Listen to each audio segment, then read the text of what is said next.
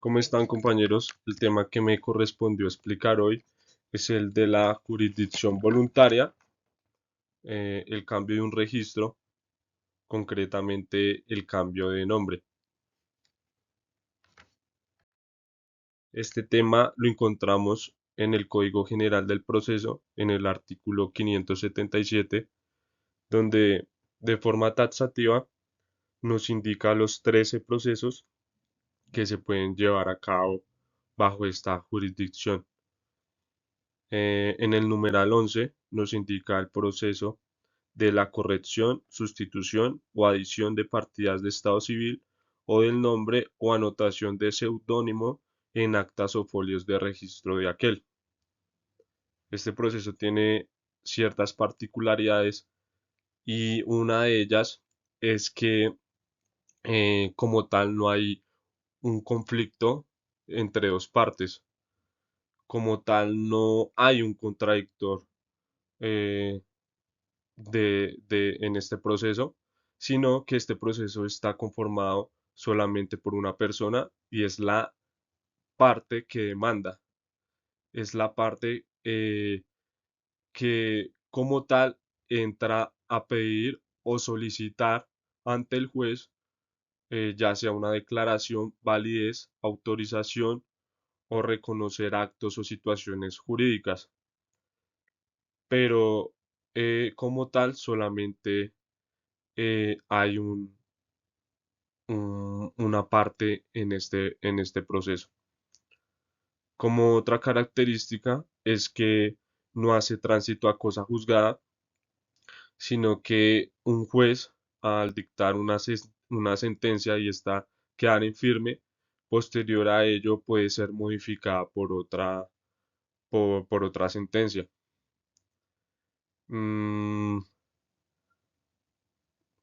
al no tener una parte contradictoria, al no tener un demandado, eh, en las etapas o en los momentos en que le toque participar le tocaría participar a esta persona, eh, se omite y solamente tiene participación la parte demandante.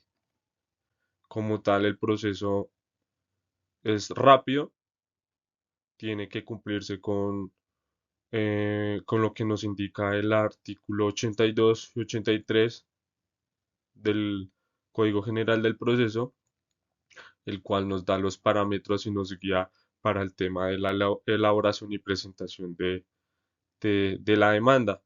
Se debe cumplir con estos requisitos. Esta demanda eh, se lleva ante el juez competente, ya sea eh, ante el juez civil municipal o ante un notario. Esto ya lo vamos a ver posteriormente. Em, se envía eh, la demanda ante el juez.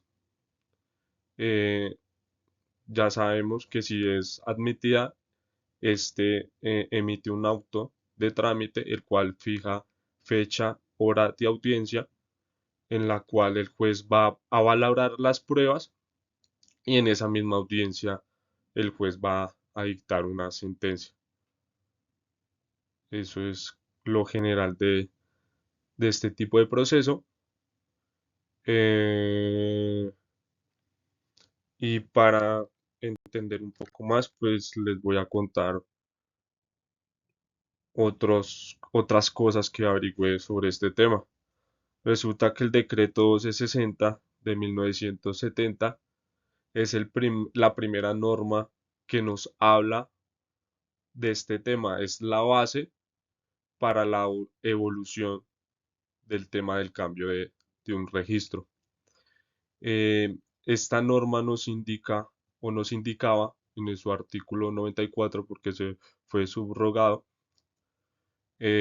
nos indica que el individuo inscrito puede pedir la modificación de un registro para el cambio del nombre propio, este ya sea extravagante o ridículo que se le haya sido asignado. Este tema es muy subjetivo porque no deja claro o no establece eh, quién es el que determina o da este criterio para que se pueda decir o establecer de que un nombre es extravagante o ridículo. Entonces no sé si sabe, no se sabe si esto queda a criterio del juez o al criterio del demandante. Es algo bastante subjetivo. Por tal motivo fue subrogado. En el decreto 999 de 1998, el cual subrogó el artículo 94 del decreto anterior por medio de su artículo 6, el cual nos indica que el propio inscrito, por una sola vez, mediante escritura pública, puede realizar la modificación del registro para sustituir, rectificar, corregir o adicionar. Entonces ya vemos que este decreto le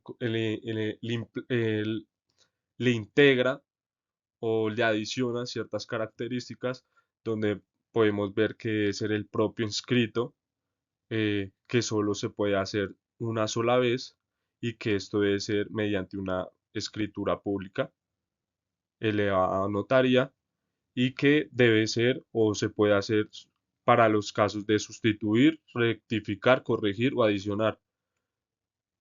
Vemos que le van agregando ciertas características a este tema. Ya en el decreto 555 de 1986, este nos habla de los representantes legales de los menores de edad no emancipados e hijos adoptivos, los cuales estos representantes pueden hacer eh, uso del cambio del nombre de alguno de estos menores ante un notario, sin perjuicio del que el menor, ya cumpliendo la mayoría de edad, pueda él mismo solicitar el cambio de nombre por segunda vez. Entonces aquí ya vemos que le van dando ciertas características de más, y lo importante de este decreto es que podemos ver que ya no es solo por una sola vez, sino que en ciertos casos se pueden dar eh, dos veces el cambio del nombre. Encontré una sentencia emitida por la Corte Constitucional, la cual es la C-114 del 2017, que nos indica cosas demasiado importantes en este tema y nos deja claro que por primera vez el competente para realizar este trámite eh, es un notario por medio de escritura pública, que también por primera vez se puede hacer este trámite ante un juez civil municipal, ese sería el competente, mediante un proceso de jurisdicción voluntaria. Ya para segundas ocasiones, la competencia solamente la ejerce el juez civil municipal mediante un proceso de jurisdicción voluntaria. Esto para segunda vez. Ya en más ocasiones, ya para la tercera vez, por decirlo así, esto debe ser por medio de solicitarse por medio de una tutela. Vamos a ver posteriormente por qué. Entonces, en general, podemos eh, decir que existen varios métodos o mecanismos para poder solucionar este conflicto. Em, la sentencia, ¿en qué consistía o en qué hablaba para entender un poco más?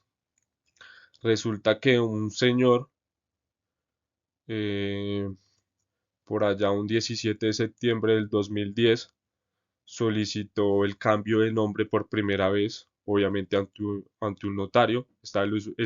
Este señor lo hizo ante un notario, fue por primera vez, pero lo hizo bajo un estado de esquizoafectivo.